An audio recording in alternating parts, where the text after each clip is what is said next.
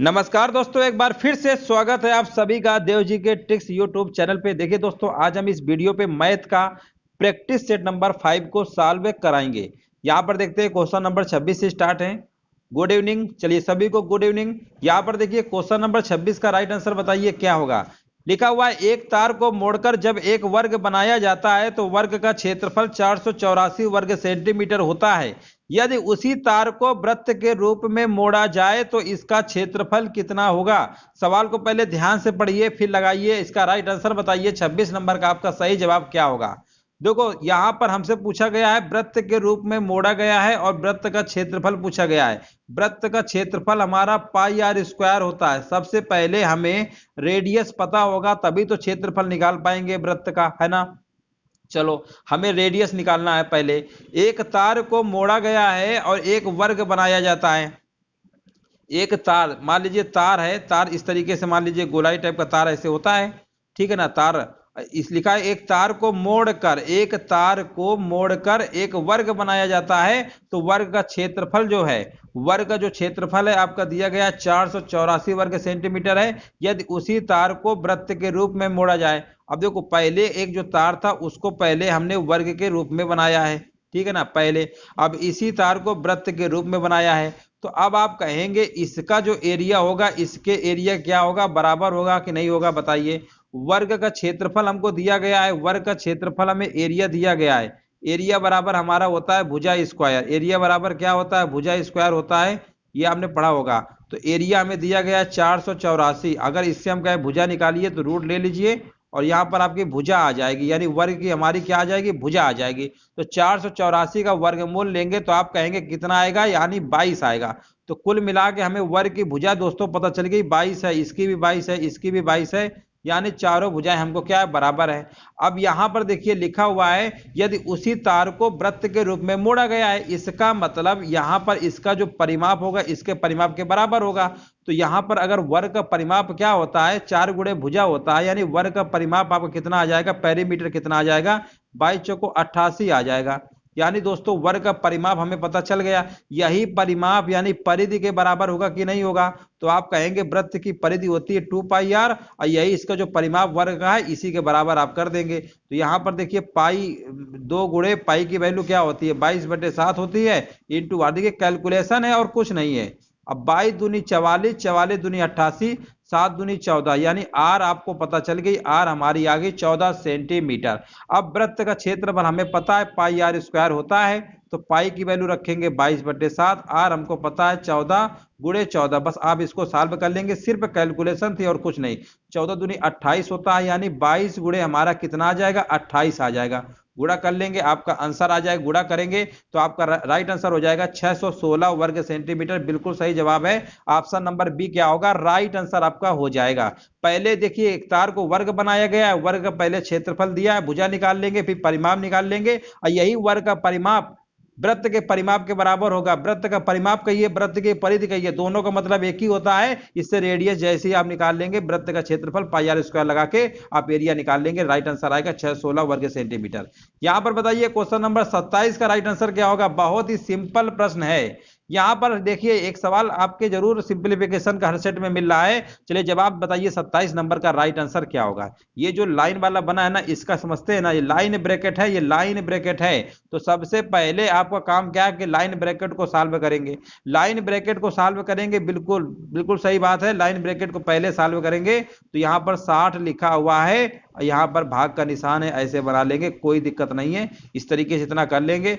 यहां 16 में से दोस्तों 8 घटाएंगे, है ना, 16 में से 8 घटाएंगे। इसमें देखिए जिस नंबर में लाइन लगी होती है ना, हमें इतने से मतलब होता है। अब ये दिमाग मत लगाइएगा कि पहले गुणा करिए, ऐसा नहीं, बस इतना आपको देखना जहां पे लाइन लगी है इसके अंदर देखिए 16 में से 8 घटा के लिखिए कितना आएगा। तो आप कहेंगे 16 में 8 घटाएंगे तो आपका 8 आएगा। इसके पहले गुणा था, गुणा लगा देंगे और भागे 2 है ऐसे लिख लेंगे, भागे 3 है ऐसे लिख लेंगे।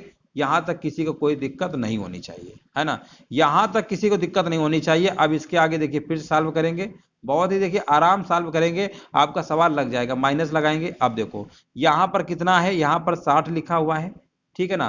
तो यहां पर पहले क्या करेंगे, इसमें से भाग देंगे, 5 का भाग 60 में देंगे तो आप कहेंगे 12 आएगा, बिल्कुल आएगा 12, ठीक है ना, 12 आएगा गुणे 8 अब इसको देखो, ये बटे में आएगा 1/2, 1/3। हमने कई बार बताया है कि यहाँ पर देखिए ध्यान दीजिएगा, जब भी यहाँ भाग को अगर हम गुणा में बदलते हैं ना तो उसको उल्टा कर देते हैं आगे वाले नंबर को, हमने कई बार बताया है। तो यहाँ पर इतना आपने कर लिया, इसमें कोई दिक्कत नहीं है। अभी देखिए इसको और सॉल्व कर लेते हैं। ये कुछ कट रहा है, 2 चौको 8 कट रहा है, काट लो। तो यहाँ पर आ जाएगा और काट लो, 3 चौको 12 है ना, 3 चौको 12, 4 चौको 16, यानी 38 में से आपको 16 घटा देना है। 38 में से 16 घटाएंगे तो आप कहेंगे 38 में 16 घटाएंगे 22 आएगा। बिल्कुल सही जवाब है, ऑप्शन नंबर सी नंबर क्या होगा आपका राइट आंसर आपका हो जाएगा। चलिए यहाँ पर बताइए 28 नंबर का आंसर क्या होगा। पूछा गया है 2.5 मीटर चौड़ाई का एक फुटपाथ एक आयताकार बगीचे जिसकी लंबाई 10 मीटर और चौड़ाई 8 मीटर है के चारों ओर बगीचे का क्षेत्रफल जिसमें फुटपाथ भी शामिल है उसको ज्ञात करिए। देखिए बहुत ही अच्छा प्रश्न है। सबसे पहले देखिए यहाँ पर एक फुटपाथ लिखा हुआ है, एक आयताकार बगीचा जिसकी लंबाई है ना। यहाँ पर देखिए एक आयता, यहाँ पर देखिए लिखा हुआ है, साफ साफ लिखा हुआ है बगीचा एक है जिसकी लंबाई 10 मीटर और चौड़ाई 8 मीटर है। तो सबसे पहले बना लेते हैं, ये मान लेते हैं 10 है, ये लंबाई 10 है और ये 8 है। अब इसके चारों तरफ एक रास्ता भी तो बनाना है, तो रास्ता बनाना है। यहाँ पर लिखा है फुटपाथ है, इस तरीके से है, मान लो ऐसे है, ऐसे बना हुआ है ना। तो अब इसकी लंबाई तो बढ़ जाएगी क्योंकि देखिए यहाँ पर कितना है चौड़ा, ये लिखा हुआ है 2.5, यानी 2.5 इधर भी होगा और 2.5 इधर भी होगा। तो पूरी लंबाई पूछा गया है जिसमें फुटपाथ भी शामिल हो, तो 10 तो इधर है, 2.5 इधर, यानी 5, यानी टोटल लंबाई हमारी हो जाएगी 15। इसी प्रकार चौड़ाई भी हो जाएगी 13। अब इसका क्षेत्रफल कौन नहीं निकाल पाएगा। एरिया क्या होता है आयत का, लंबाई गुणे चौड़ाई, यानी 15 गुणे 13 आपको कर देंगे, आपका आंसर निकाल आएगा। 13 पच्चे कितना होता है, 13 पच्चे 65 होता है ना, बिल्कुल सही है। और 13 कम 13 6 19, 195 इस प्रश्न का राइट आंसर हो जाएगा, ऑप्शन नंबर सी। बिल्कुल सिंपल सवाल था। चलिए यहाँ पर बताइए, देखिए यहां पर एक सिंपल प्रश्न पूछा गया है, कौन सी समकोण त्रिभुज की भुजाएं होंगी। पाइथागोरस ट्रिपलेट बताना है। तो पाइथागोरस ट्रिपलेट समझते हैं ना क्या होता है, समकोण त्रिभुज तरीके से हम जैसे बनाते हैं, तो यहाँ पर आपको पाइथागोरस ट्रिपलेट बताना है। यहाँ पर देखिए, यहाँ पर ये वाली भुजा सबसे बड़ी होती है कर्ण, ये ले लो 84, ये ले लो 13 है ना। अब देखिए इसका स्क्वायर करेंगे, इसका स्क्वायर करेंगे और फिर इसका स्क्वायर करेंगे, दोनों का बराबर अगर आ जाता है, इनको दोनों को जोड़ देंगे, ठीक है ना, और इसके स्क्वायर के बराबर अगर आ जाता है तो यही हमारी पाइथागोरस ट्रिपलेट होती है। तो 84 13 85 आपकी होती है, तो होती है। ऑप्शन नंबर ए नंबर क्या होगा आपका राइट आंसर आपका हो जाएगा। पाइथागोरस ट्रिपलेट है, कुछ उनको याद कर लीजिए, उससे आपको एग्जाम में टाइम बचेगा। यहाँ पर देखिए लिखा हुआ है 5 साल पहले एक आदमी अपने बेटे से 7 गुना बड़ा था, अब 5 साल में वह अपने बेटे से 3 गुना बड़ा रह जाएगा, 2 साल पहले उसकी आयु क्या थी। देखिए बहुत ही सिंपल सवाल है। देखिए 5 साल पहले एक आदमी अपने बेटे से, मान लेते हैं ये आदमी है, ये आदमी है, ये उसका बेटा है, ठीक है ना, ये आदमी है बेटा है। आदमी बेटे से 7 गुना, यानी ये 1 है ये 7, इसको आज हम लगाएंगे क्रॉस प्रोडक्ट मेथड से, क्रॉस प्रोडक्ट मेथड से लगाएंगे।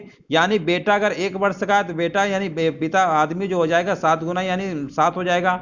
ये आगे देखिए लिखा हुआ है अब 5 साल में वह अपने बेटे से 3 गुना बड़ा हो जाएगा, यानी अब जो है 3 गुना हो जाएगा, ठीक है ना।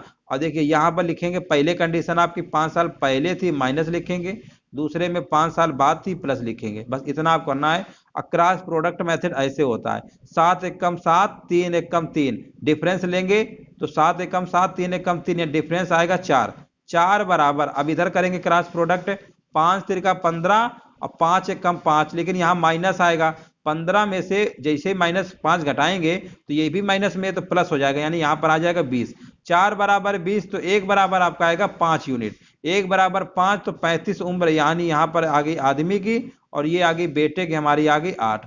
लेकिन ये दोस्तों हमारी आई है पहले वाली कंडीशन किसकी थी, 5 वर्ष पहले की थी, यानी ये 5 वर्ष पहले की आ गई है, 5 वर्ष पहले की आ गई है। लेकिन प्रश्न में पूछा गया है 2 साल पहले पूछा गया है, तो 2 साल पहले पूछा गया है, इसका मतलब पहले देखिए वर्तमान निकाल लीजिए। ये 5 साल पहले अगर आपकी 35 है तो वर्तमान कितनी हो जाएगी, 30 हो जाएगी आदमी की। अब बेटे की हो जाएगी आपकी कितनी हो जाएगी, बेटे की देखिए, बेटे 5 साल पहले की है ना, अच्छा 5 साल पहले की है, 5 साल पहले की है, ये जो उम्र आई है हमारी 5 7 35, ठीक है। 5 साल पहले अगर 35 का है तो अब कितने का हो जाएगा, अब आपका 40 का हो जाएगा, अब आपका 40 उसको हो जाएगा 40 का। अब बेटा हो जाएगा कितने का, ये 8 का है, तो 8 5 कितने का हो जाएगा, ये 8 5 13 का हो जाएगा, 13 वर्ष का हो जाएगा, ठीक है ना, ये आपका 13 वर्ष का हो जाएगा, ठीक है। देख लीजिए कहीं गलत तो नहीं है। 1 बराबर 5 था, तो यहाँ पर 5 सत्ते 35 और 5 से कम 5, यहाँ 5 आना चाहिए था। 8 कैसे लिख दिए, 5 आएगा, है ना, 5 आएगा, क्योंकि यहाँ पर 1 है ना, तो 5 से कम 5 ही तो आएगा, 5 आएगा, ठीक है। यानी 35 और कितना आएगा, यहाँ पर 5 आएगा। तो यहाँ पर आपका 5 और यहाँ पर ये 5 है, तो यहाँ पर आपका कितना हो जाएगा, 5 है ना, तो 5 है और 5 यानी 10 हो जाएगा। यानी ये आपका आ जाएगा, यहाँ पर आपका आएगा 10 वर्ष आ जाएगा, ये आएगा, ठीक है ना, 40 वर्ष और 10 वर्ष ये आपका आएगा। यानी 5 सत्ते 35 40, ये तो वर्तमान हो गया। ये क्या हो गया, वर्तमान अगर पूछता तो आंसर हमारा होता, लेकिन वर्तमान नहीं पूछा, फिर से 2 साल पहले पूछा है, तो 2 इसमें और कम कर देंगे, यानी 38 और 8, 38 8 का आंसर आपका आएगा ऑप्शन नंबर सी। कई तरीके हैं लगाने के, जिस तरीके से चाहे उससे आप लगा सकते हैं, इसमें कोई दिक्कत की बात नहीं है, ठीक है ना। वैसे भी 2 साल पहले पूछा है, इसमें डायरेक्ट हम 3 3 घटा सकते, 3 3 जोड़ देते तो भी हमारा आंसर आ जाता, 3 जोड़ देते तो 35 3 38, 5 3 8, तो भी आंसर आपका आ जाता। किसी भी तरीके से आप लगा सकते हैं। यहाँ पर देखिए क्वेश्चन नंबर 31 का आपको जवाब देना है, क्या होगा। यहाँ पर देखिए 31 नंबर हमसे पूछा गया है, वीर अपनी मासिक आय का 15% किराया, यहाँ पर थोड़ा जूम कर देते हैं, चलिए।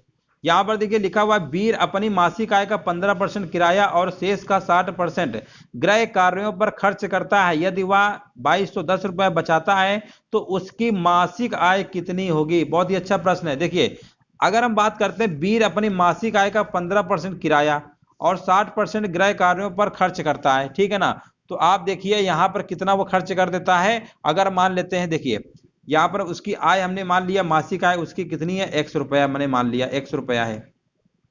अगर वो 15% अगर किराए पे खर्च कर डाला है, तो उसके बाद बचा कितना, तो 100 में 15 घटा देंगे, यानी 85% बचेगा, यानी 85/100, 85/100।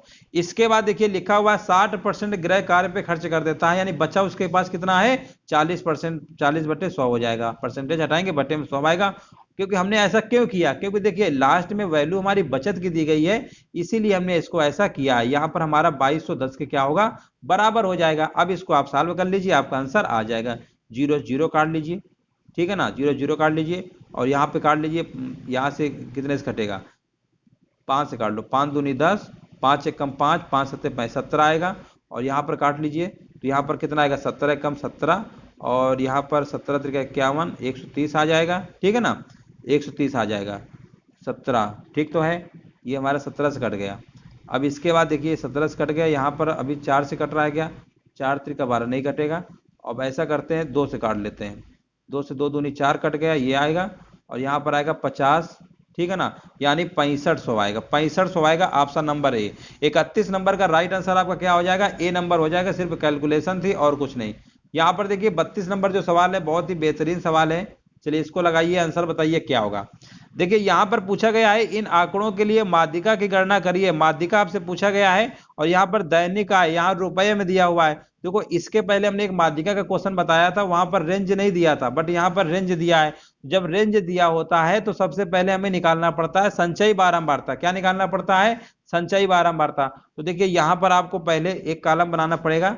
जो दैनिक आय आपकी दी गई है, यहाँ पर लिख लेते हैं 10 से 14 है, थोड़ा बड़ा सवाल है, 10 से 14 है। यहाँ 15 से 19 है। अब फिर अगला है 20 से क्या है, 24 है। फिर अगला हमारा 25 से कितना है, 29 है, ठीक है ना, 25 से कितना है, 29 है। यहाँ पर आएगा नहीं, थोड़ा छोटा कर देते हैं, तभी आपको लिखने में हमें आराम रहेगी। चलो अब देखते हैं, एक सेकेंड, चलिए यहाँ पर देखते हैं। क्वेश्चन ये काफ़ी बड़ा लगेगा, ठीक है ना। यहाँ पर माध्यिका तो पूछा ही गया है। चलिए यहाँ पर देखते हैं। देखो सबसे पहले देखिए यहाँ पर जो आपकी रेंज दी गई है ना, इसको लिखना पड़ेगा। तो रेंज हम ऐसा करते हैं, यहाँ पे लिख देते, छोटा छोटा छोटा लिख देते हैं। 10 से लेकर कितना है, 14 है, पहली रेंज है। और दूसरी हमारी है 15 से 19, 15 से 19 है। और इसके बाद हमारा कितना है, 20 से 24 है, 20 से 24 है, ऐसे आपको लिखना पड़ेगा। फिर हमारा 25 से 29 है, यानी 25 से 29 है, ऐसे लिखना होगा। 25 से 29 के बाद लिखा हुआ 30 से 34 है, 30 से 34 लिखना है। फिर आपको लिखना है 35 से लेकर 39, ये आपको रेंज ऐसे लिख लेना है, ठीक है ना। एक कॉलम तो आपका ये बन गया। दूसरे कॉलम में देखिए आपको बनाना पड़ेगा कर्मचारियों जो संख्या दी गई है, यहाँ पर आपको लिखना पड़ेगा। तो कर्मचारियों की संख्या आपकी कौन कौन सी दी गई है, तो कर्मचारियों की संख्या आपकी दी गई है, पहले नंबर पे दी गई है 5, है ना, 5 है। यहाँ पर 5 है, इसकी वैल्यू क्या है, 10 है ना, 10 है। इसके तीसरे वाले की वैल्यू दी गई है 15। इसके बाद यहाँ पर चौथे नंबर की दी गई है 20, पांचवें नंबर की दी गई है 10, और यहाँ पर दिया गया है 5, है ना। ये कर्मचारियों की संख्या है। अब देखिए यहाँ पर आपको निकालना है संचयी बारंबारता। क्या निकालना है दोस्तों? संचयी बारंबारता। अब देखिए संचयी बारंबारता क्या होता है, आपको करना क्या है, देखिए ये जो 5 लिखा हुआ है ना, इसको ऐसे ही लिख लेते हैं, 5 को ऐसे लिख लेंगे, नो चेंज। अब आपको क्या करना है, इसको जोड़ना है। 5 10 कितना होता है? 15 होता है। 5 10 कितना होता है? 15। फिर इनको जोड़ेंगे तो 15 15 कितना आपका आ जाएगा? 30 आ जाएगा, यहाँ पे लिख लेंगे 30। फिर इसके बाद इसको जोड़ेंगे तो आपका आएगा 50, है ना। फिर इसको जोड़ेंगे आपका आएगा 60। इसको जोड़ेंगे तो आपका कितना आ जाएगा? इसको जोड़ेंगे तो आपका आएगा 65, है ना। 65 हो जाएगा। कितना आ जाएगा? 65। इस तरीके से आपको करना पड़ेगा। ये आपका हो गया संचयी बारंबारता। अब देखिए कैसे निकालना है, थोड़ा सवाल बड़ा होता है, ध्यान समझिएगा तभी आप लगा पाएंगे। देखिए इनका योग अगर 65 है ना, तो इनका भी योग 65 ही आएगा, ये खूबी होती है। तो यहाँ पर आप कह सकते हैं जो n की वैल्यू हमारी है, इधर भी हमारी कितनी आएगी? 65 आएगी। यानी इसकी वैल्यू हमारी टोटल 65 होगी, जो लास्ट नंबर आता है ना उसी के बराबर आता है। ये तो हमें पता चल गया। अब हम माध्यिका बारंबारता पता कर लेते हैं, है ना। माध्यिका बारंबारता पता कर लेते हैं। यहाँ पर हमारा कितना आएगा, देखिए यहाँ 5 10 15 20 25 इस तरीके से आया हुआ है। तो सबसे पहले हम माध्यिका बारंबारता निकालते हैं। वो कैसे निकालते हैं? 65 में से पहले 2 का भाग करेंगे। 65 में से दोस्तों 2 का भाग करेंगे तो कितना आपका आएगा? 65 का भाग 2 में देंगे तो आपका आ जाएगा 32.5। कितना आएगा? 32.5 आएगा। यानी 32.5 से नंबर देखिए किसमें आएगा, किससे बड़ा आएगा? तो आप कहेंगे 32.5 से नंबर आपका इस वाले रेंज में आएगा, है ना। यहाँ पर देख रहे हैं ना 50, यहाँ तो 30 था, तो संचयी बारंबारता 30 से ज्यादा ही होगा ना, यानी इस रेंज में आएगा, इस रेंज में आपका आएगा, ठीक है ना। अब देखिए यहाँ पर संचयी बारंबारता जस्ट इसके ऊपर होती है, इसको हम बोलेंगे CF। इसको क्या बोलते हैं? CF बोलते हैं। अब फार्मूला बेस्ड सवाल है और कुछ नहीं।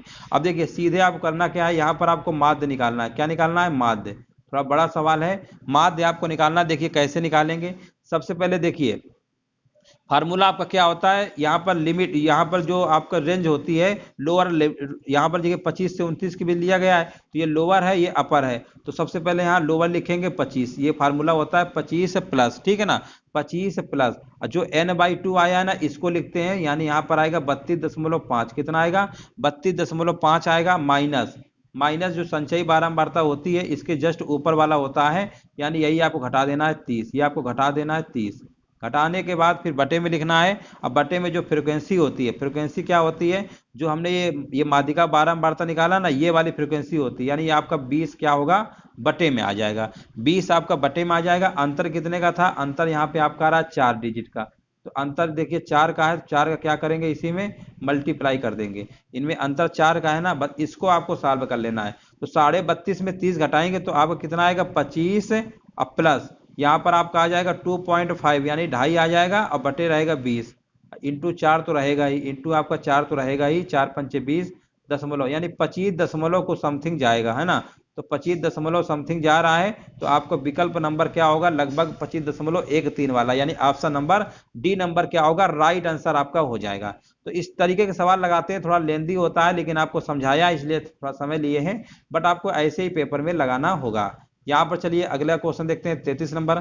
यहाँ पर देखिए पूछा गया है, जब किसी धनात्मक भिन्न संख्या के वर्ग में 2 जोड़ा जाता है तो मान जो है 4 से 1/4 प्राप्त होता है, मूल्य भिन्न क्या होगी? यहाँ पर देखिए 33 नंबर बढ़िया सवाल है।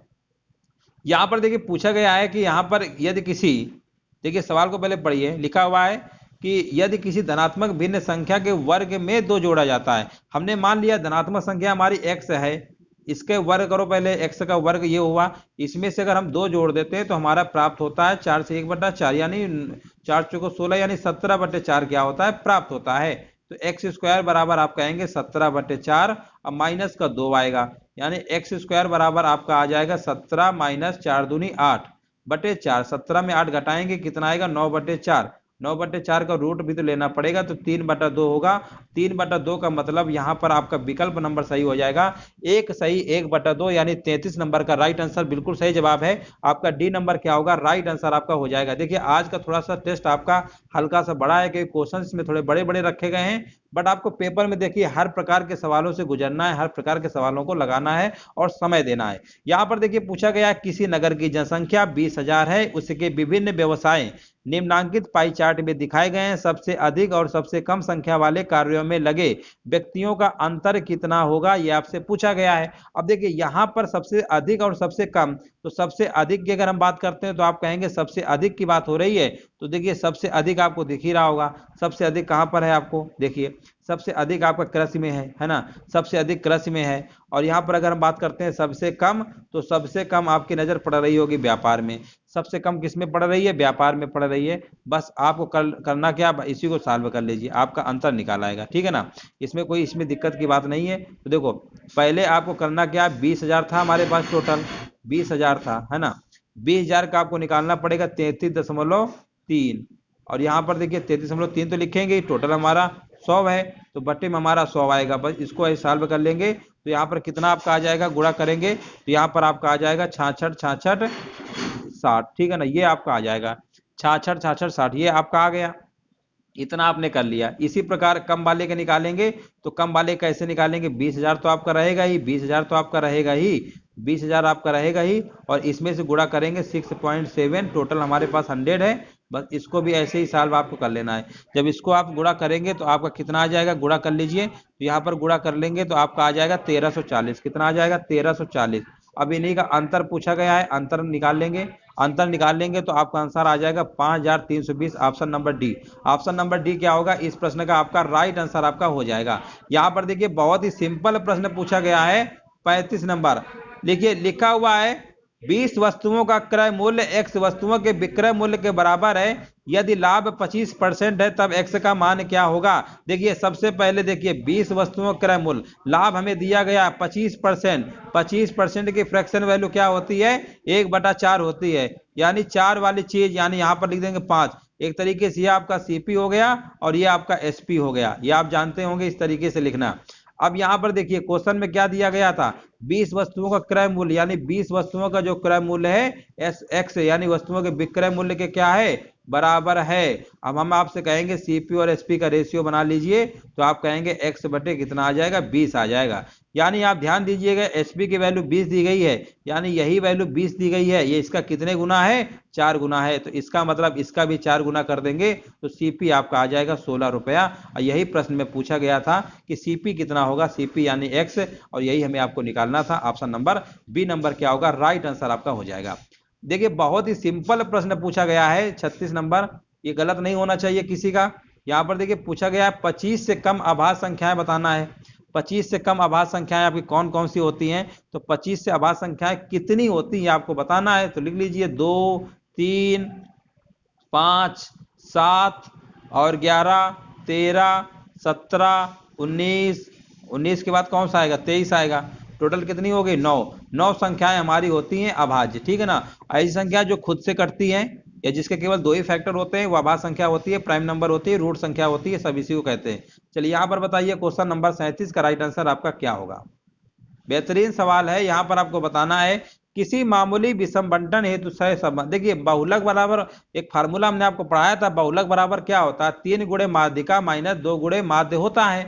लेकिन यहाँ पर देखिए, यहाँ पर थोड़ा सा फार्मूला को इन्होंने थोड़ा सा ऐसे लिखा हुआ है ना, उसको डिस्टर्ब करके लिखा हुआ है, वो डायरेक्ट नहीं लिखा हुआ है। बट इसको आपको सॉल्व करेंगे ना तो आपका बताइए कौन सा आंसर होगा, ठीक है ना।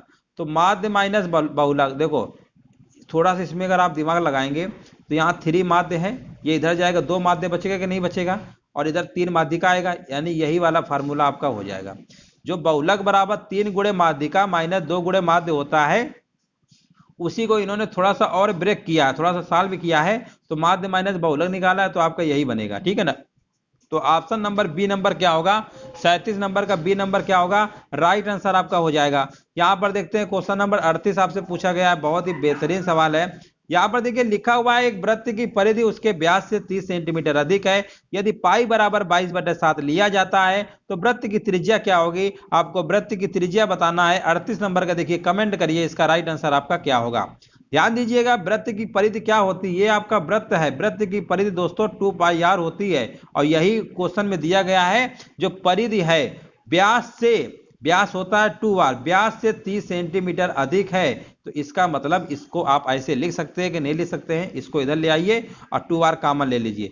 जब 2r कॉमन लेंगे तो यहाँ बचेगा पाई -1 बराबर 30, ये आपका बचेगा कि नहीं बचेगा बताइए। बिल्कुल बचेगा। अब इसके बाद 2r लिखिए, पाई की वैल्यू रखिए 22/7, इसमें 1 एलसीएम ले घटाया जाएगा, डायरेक्ट मत घटा दीजिएगा कि 22 में 1 गया 21, तो फिर गलत हो जाएगा। अब यहाँ पर एलसीएम लेंगे, 22 में से 7 गया यानी 15, यानी यहाँ पर आपका आएगा 15/7 आएगा, 15 बटे क्या आएगा 7 आएगा, बराबर आपका 30 हो जाएगा। अब यहाँ पर आपको आर निकालना है, तो आप कहेंगे आर निकाल लीजिए, तो 15 हो गया। अब 15 से 15 कट गया, आर बराबर 7 सेंटीमीटर आपका आ गया। तो प्रश्न में क्या पूछा है, वृत्त की त्रिज्या, ऑप्शन नंबर बी नंबर क्या होगा, राइट आंसर आपका हो जाएगा। यहाँ पर देखिए बहुत ही बेहतरीन सवाल है, क्वेश्चन नंबर 9 कह रहे हैं 39 पूछा गया, 10 पुस्तकों का लागत मूल्य 8 पुस्तकों के विक्रय मूल्य के बराबर हो तो लाभ या हानि का प्रतिशत क्या होगा। देखिए 10 पुस्तकों का लागत मूल्य, यानी 10 पुस्तकों का लागत मूल्य का ये क्रय मूल्य का ये बात एक ही है, 8 पुस्तकों के विक्रय मूल्य के क्या है बराबर है। अब इसको सॉल्व कर लेंगे, 2 पंचे 10, 2 चौको 8, यानी सीपी और एसपी का रेशियो आप बनाएंगे तो कितना आपका आएगा, आप कहेंगे 4/5 आएगा। सीपी 4 है, एसपी 5 है, 4 की चीज को 5 में बेचेंगे, 1 का लाभ होगा, बटे में 4 आएगा, इंटू 100 कर देंगे, यानी यहाँ पर अब देखिए सीधी सी बात है, 4 की चीज 5 में बेचे लाभ होगा, यानी 25% का क्या होगा लाभ हो जाएगा। 39 नंबर का बी नंबर राइट आंसर आपका हो जाएगा। चलिए यहां पर बताइए क्वेश्चन नंबर 40 नंबर का राइट आंसर आपका क्या होगा। देखिए पूछा गया है, किसी परिवार का मासिक व्यय जो है निम्न चित्र के अनुसार बताया गया है। चलिए यदि शिक्षा तथा यात्रा का खर्च का अंतर 4000 है तो शिक्षा आपका ये है, यात्रा आपका ये है, इधर अंतर निकालेंगे 25-15 में, तो आप कहेंगे इधर अंतर तो हमारा आ रहा है 10%, और इधर क्वेश्चन में चिल्ला चिल्ला के बोला 4000 के बराबर है, तो इसको ऐसे लिख लीजिए। अब आय पूछा है यानी 100% आपसे पूछा गया है, तो आप 100% निकालेंगे तो 400 और 2 जीरो और आएंगे, यानी इसका आंसर जाएगा 40,000 के साथ। बिल्कुल सही जवाब आ रहा है 40 नंबर का बी नंबर क्या होगा राइट आंसर आपका हो जाएगा। देखिए 41 नंबर देख के घबराना बिल्कुल नहीं है ना, बहुत आसान तरीका है। एक तो देखिए तरीका है, इसमें एक्स और वाई का मान निकालना है। एक तरीका तो आपके पास है कि समीकरण 1-2 बना के सॉल्व करो तब निकालो। ये दूसरा तरीका है कि आप ऑप्शन को उठाइए, ऑप्शन को उठाइए, बहुत जल्दी सवाल लगेगा। तो यहाँ पर देखिए ए प्लस बी, पहला ही ऑप्शन को हम टारगेट करते हैं। यहाँ पर एक्स का मान अगर हमने मान लिया ये वाला है, और ये वाला मान लेते हैं वाई का है ना। चलो किसी भी इक्वेशन में रख लो, पहले वाले को चलो रख लो, किसी में भी रख लो, कोई दिक्कत नहीं है।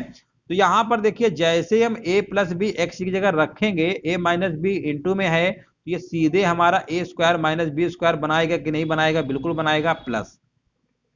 ध्यान दीजिएगा यहां पर a प्लस बी है, और जैसे ही हम y की वैल्यू रखेंगे माइनस का 2ab अपान, ये इंटू में रहेगा, अपान a प्लस बी, तो आप कहेंगे ये तो कैंसिल हो जाएगा, यानी a square minus b square minus 2ab यही तो आ रहा है, इसका मतलब सेटिस्फाइड हो गया, और ऑप्शन नंबर ए को टिक कर देंगे। आपको देखिए बहुत टाइम बच जाएगा, ऐसे लॉजिकल सवालों को इस तरीके से लगाया करिए।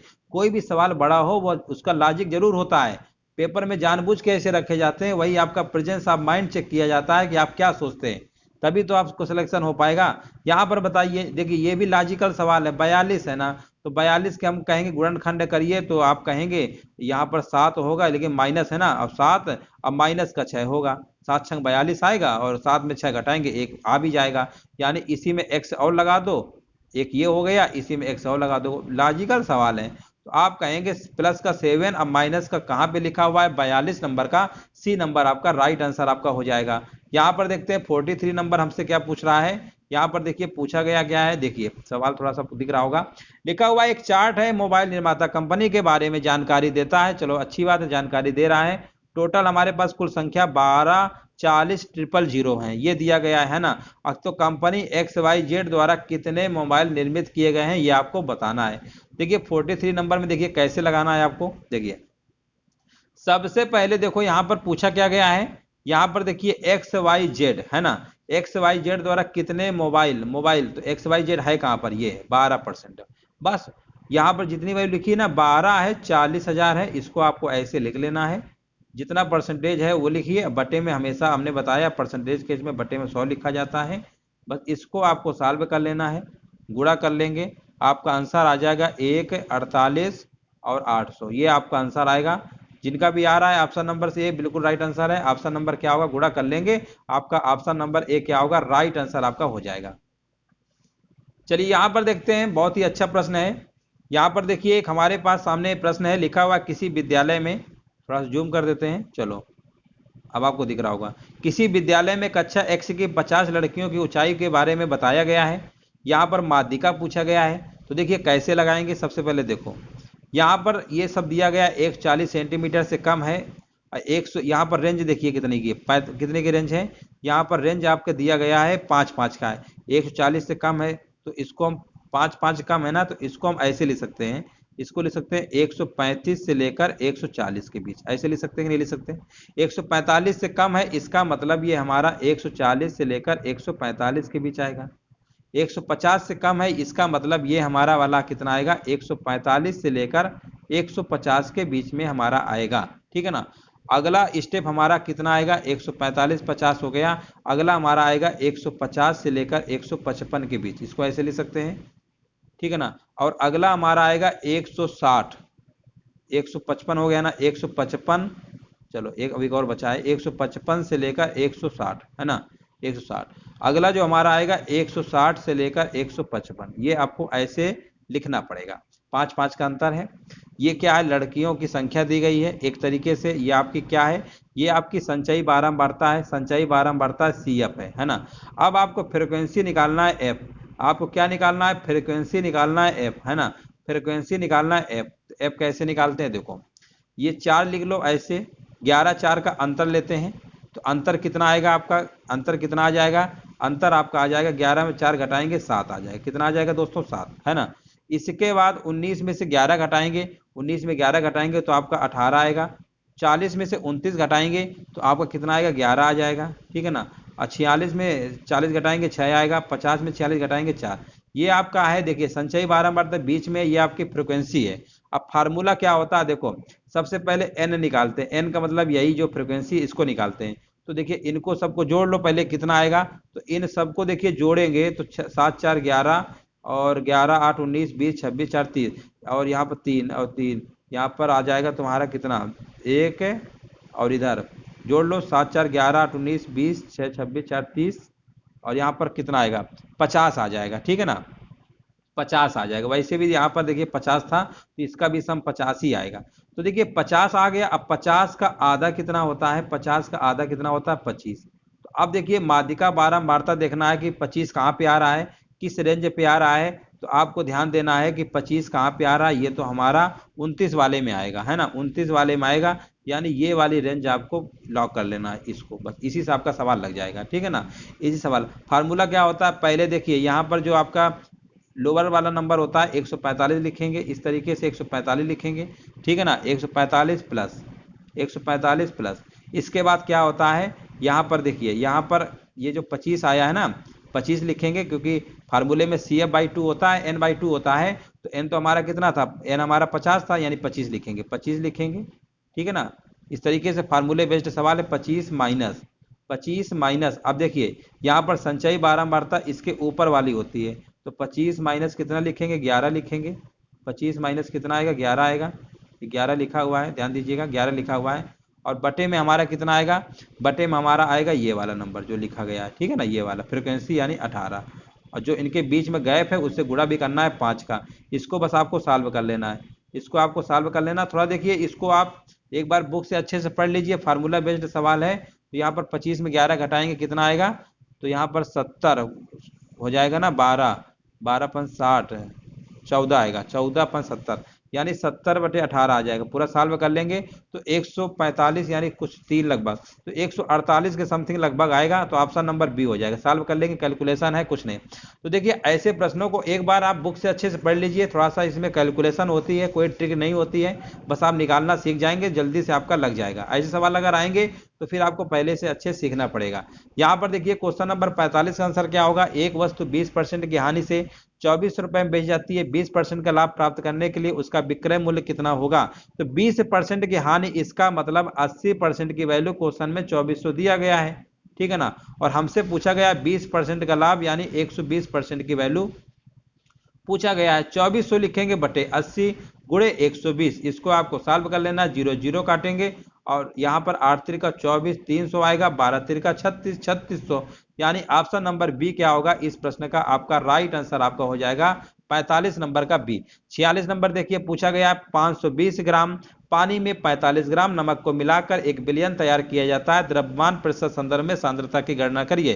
तो देखिए यहाँ पर आपको लिखा हुआ है कितना है, 45 ग्राम नमक को मिलाकर तैयार किया जाता है। तो नमक यहाँ पर सांद्रता की गणना पूछा गया है तो 45 लिखेंगे। अब 520 ग्राम में 45 ग्राम नमक को मिलाकर 1 विलयन, तो टोटल हमारा कितना हो जाएगा 520 प्लस 45 यानी 565। 565 हो जाएगा इंटू 100, परसेंटेज में पूछा गया है, बस सॉल्व कर लीजिए आपका आंसर इसमें आ जाएगा, है ना। आंसर आ जाएगा, देखिए सॉल्व कर लेते हैं। 5 से काट लीजिए, 5 ना 45, 5 एकम 5, 5 एकम 5, 5 त्रिका 15, ठीक है ना। और यहाँ कुछ कट रहा है क्या, अब तो कटने वाला है नहीं। अब इसका भाग दे देंगे तो यहाँ पर कितना जाएगा, यहाँ पर 900, यानी 900 113 में से हमें 900 में भाग देना है। तो ये हमारा कितनी बार जाएगा, 1177, 7 बार जाएगा, यानी लगभग आंसर आपका 7.96 परसेंटेज आपका हो जाएगा। यहाँ पर देखिए पूछा गया 48 नंबर, वह बड़ी से बड़ी संख्या बताइए जिससे 60, 150 और 285 को विभाजित करने पर समान शेषफल बचे। देखिए एलसीएम एचसीएफ का सवाल आया हुआ है, बोला है 60 है, 150 है और 285 है। जब समान शेषफल कहे तो इनका अंतर ले लो, आप इनका अंतर लेंगे 90 आएगा, फिर इसके बाद दूसरे और तीसरे का अंतर लेंगे तो आपका अंतर आ जाएगा 285 में 150 घटाएंगे 135 आएगा। इसके बाद अब इसमें लेना है पहले और तीसरे में अंतर, तो 225 आएगा। अब देखिए ये 3 संख्याएं हमारे पास मिली है, ये इन्हीं से मतलब है और इन्हीं का आपको मासा निकालना है। तो देखिए मासा आपका क्या आएगा, तो इनमें देख लीजिए ऐसा कौन सा नंबर है जो काट सकता है, तो 45 एक ऐसा नंबर है जो इसको भी काट लेगा, इसको भी काट लेगा और इसको भी काट लेगा, है ना। और कोई नंबर पॉसिबल है नहीं, तो ऑप्शन नंबर इसका क्या होगा, राइट आंसर आपका सी नंबर आपका हो जाएगा। यहां पर देखिए पूछा गया 4 अंकों की वह बड़ी से बड़ी संख्या बताइए जो 88 से पूर्णतः विभाज्य हो। 88 का मतलब है वो संख्या 11 से भी विभाज्य हो, 8 से भी हो। 8 की डिविजिबिलिटी क्या होती है, अल्टरनेट डिजिट का जो डिफरेंस होता है, ये तो 0 आए या तो 11 का मल्टीपल आए। पहले देखो सबसे पहले आप बड़े नंबर पे टारगेट करिए, सबसे बड़ा नंबर तो आपको दिखा ए वाला, है ना। अब यहाँ देखिए क्या 11 से कट रहा है, 8 से तो कट ही जाएगा।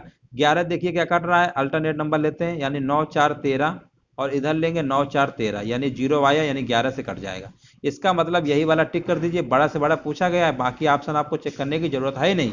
बाकी और भी कोई नंबर कटेगा कटने दीजिए, लेकिन बड़ा नंबर यही अगर आपको मिल गया तो बस यही आपका फाइनल आंसर हो जाएगा, बाकी आपको चेक नहीं करना है। अगर ये नहीं करता तो फिर कोई दूसरा नंबर हम ट्राई करते। यहाँ पर देखिए 49 नंबर हमसे क्या पूछा गया है, एक पहिए का व्यास 84 सेंटीमीटर है, 792 मीटर की दूरी तय करने के लिए कितने चक्कर लगाने होंगे। चलिए जवाब दीजिए, क्वेश्चन नंबर 49 का राइट आंसर आपका क्या हो जाएगा। बहुत ही अच्छा प्रश्न है। 49 नंबर देखिए, यहाँ पर देखिए पहिया हमने देखा होगा, पहिया इस तरीके से चक्कर गोल गोल होता है ना, तो चक्कर लगाता है। तो यहाँ पर आपको बताना है पहिए का मतलब चक्कर क्या होता है, 2 पाई, यानी अपनी परिधि के बराबर एक चक्कर लगाता है, ठीक है ना।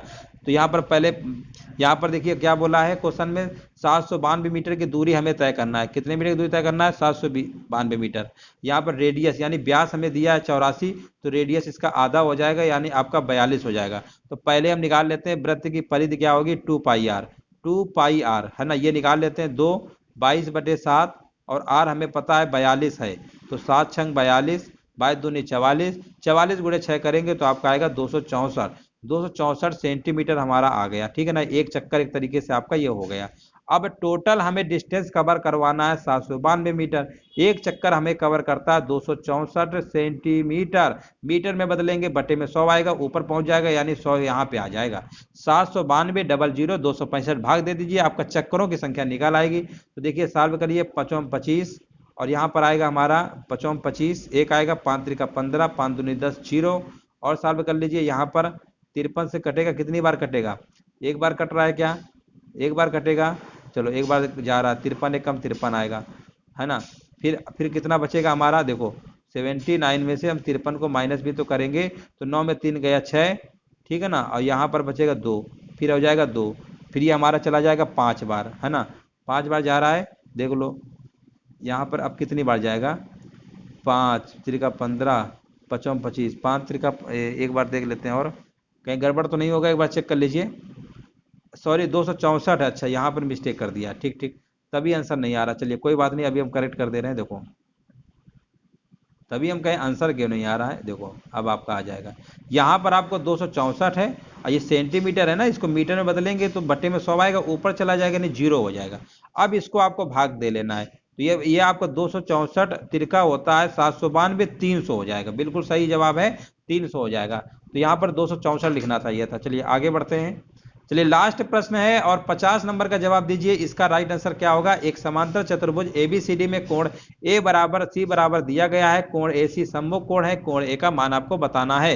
अब देखिए एक समांतर चतुर्भुज इस तरीके से आपका बनता है ना, और इसके आमने सामने कोण मान लीजिए, है ना।